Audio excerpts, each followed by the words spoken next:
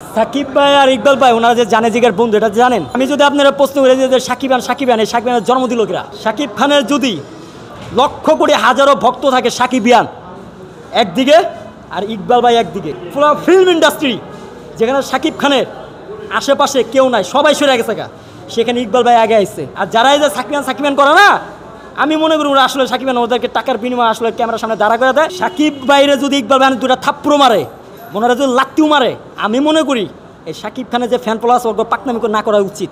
আমার মনে হয় সাকিব খানের বাপে যদি সাকিব খানের একটা থাপ্পড় মারে, ওনার বাপরেও ছাড়বো না। কারণ সাকিব খান ইকবাল ভাই ঠিক আছে সরে গেছে গা, আমি মনে করি সাকিব ভাইয়ের ব্যর্থতা, ইকবাল ভাইয়ের ব্যর্থতা না। ওনাদের কমেন্টে তো বোঝা যায় যে ওনারা কোন ক্ষেতের ফল। কি ছবি দেখতে আসছেন? Dead body. সাকিব ভাই আর ইকবাল ভাই ওনারা যে জানে জিগার বন্ধু এটা জানেন। হ্যাঁ, ছিল এক সময়, কিন্তু ওনারা যে মারপেটের বাইরের মতো, এটা কি জানেন? আগে ছিল। এখন আমি যদি আপনারা প্রশ্ন করি যে সাকিব এই সাকিব খানের জন্ম দিল কিরা?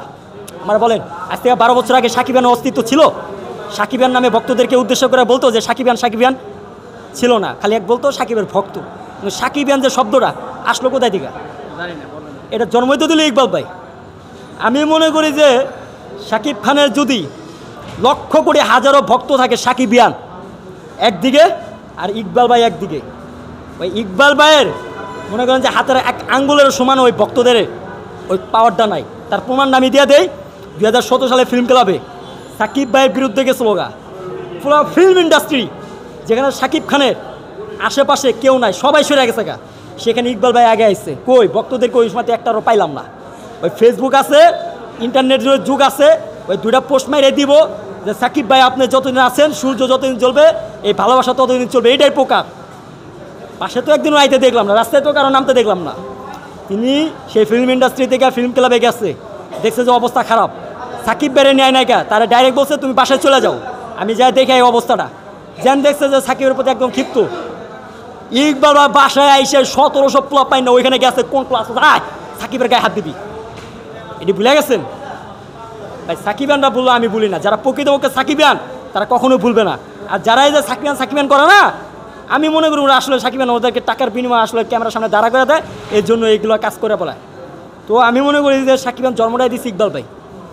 আমি নিজে দেখছি হাজার হাজার ভক্ত যারা সাকিব খানের সাথে দেখা করতে চায়, কিন্তু দেখা করতে পারে না। কিন্তু ইকবাল ভাইরে বলছে, সাথে সাথে কাজ হয়ে গেছে। ইকবাল ভাই কি ঠেকা পড়ছে ভক্তদের পিছনে টাইম দেওয়া, ভক্তদেরকে নিয়ে সাকিব খানের সাথে দেখা করার? কেন দিছে? অবশ্যই ভালোবাসত। আর আজকে যে সাকিব খানের বিরুদ্ধে এত কথা ইকবাল ভাই হয়তো রাগের মাথায় অভিমানে অনেক কষ্ট পাইছে, ঠিক আছে। সাকিব ভাইরে যদি ইকবাল ভাই দুটা থাপ্পড় মারে, মনে যদি লাত্তিও মারে, আমি মনে করি এই সাকিব খানের যে ফ্যান প্লাস ওর পাকনামি না করা উচিত। কেলেগা? কারণ ওনারা হচ্ছে দুই ভাই, ওনারা হচ্ছে দুই বন্ধু। এখন সাকিব খানরা যেভাবে ইকবাল ভাইয়ের প্রতি লাফালাফি করে বা ওনার পিছিয়ে যেভাবে লাগছে, আমার মনে হয় সাকিব খানের বাপে যদি সাকিব খানের একটা থাপ্পড় মারে, ওনার বাপরেও ছাড়বো না। কি ভাই, একটা জিনিস বুঝতে হইব, সাকিব ভাইকে আমরা চিনি কীভাবে? উনি একজন ফিল্মের হিরো, রাইট? এর বাইরে তো আগে চিনতাম না। উনি যদি হিরো সিনেমা না করতো, ফিল্ম ইন্ডাস্ট্রি নাই তো, তাহলে আমরা কি আজকে চিনতাম না। কিন্তু আমাদের এটা ভুলে গেলে হবে না যে তিনি একজন হিরোর পাশাপাশিও তিনি একজন সাধারণ মানুষ, এবং তারও কিন্তু একটা ফ্যামিলি আছে, তারও একটা পরিবার আছে। আর সেই পরিবারের একটা অংশ হচ্ছে ইকবাল ভাই।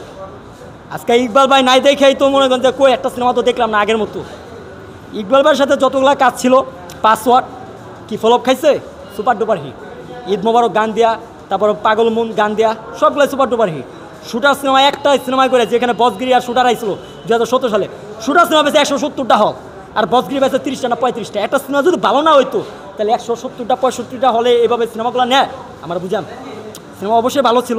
আর সাকিব খান ইকবাল ভাই ঠিক আছে সরে গেছে গা, আমি মনে করি সাকিব ভাইয়ের ব্যর্থতা, ইকবাল ভাইয়ের ব্যর্থতা না।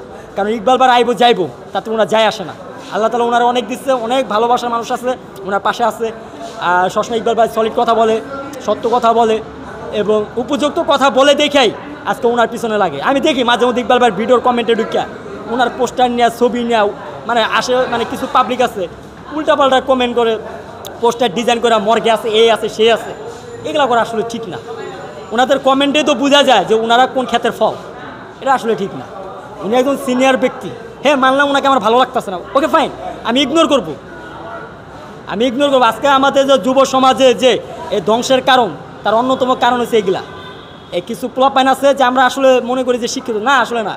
আমাকে তাহলে বুঝতে হবে আমরা যে শিক্ষায় শিক্ষিত আসলে কি শিক্ষিত হচ্ছি না। কমেন্টের দ্বারা তো বোঝা যায়, এগুলো করা আসলে ঠিক না। আমাদের যাকে ভালো লাগবে না আপনার ইগনোর করবো, বা দু একটা কমেন্ট করবো আপনাকে আমার ভালো লাগতেছে না, ওকে ফাইন, আপনি খারাপ বেয়াদব। কিন্তু ওনার ফ্যামিলি নিয়ে কথা বলবে, ওনার ছবি নিয়ে পোস্টার নিয়ে ডিজাইন করা বিভিন্ন ধরনের নিয়ে করবো। এই যে সময়টা নষ্ট করছে, এই সময়টা যদি একটা সিনেমার পোস্টারের দিকে বানায় তা 3 দিনের মাথায় তো ওনারা সিনেমার পোস্টারে কাজে লাগবো।